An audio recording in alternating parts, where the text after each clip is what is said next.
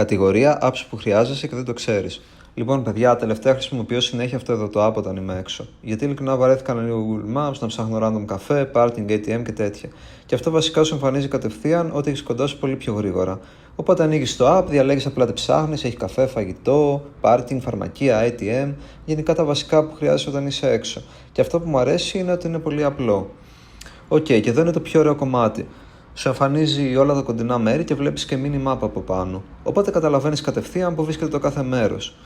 Και μπορείς απλά να κάνεις scroll, να βλέπεις επιλογές πολύ γρήγορα, ειδικά αν είσαι σε περιοχή που δεν ξέρεις, βοηθάει full. Για παράδειγμα, όταν πας σε ταξίδι στο εξωτερικό, βλέπεις πολύ γρήγορα τις διαθέσιμες κοντινές σου επιλογές. Έχεις και πληροφορίες για το κάθε μέρος, τηλέφωνο, site, διεύθυνση και ωράριο λειτουργίας.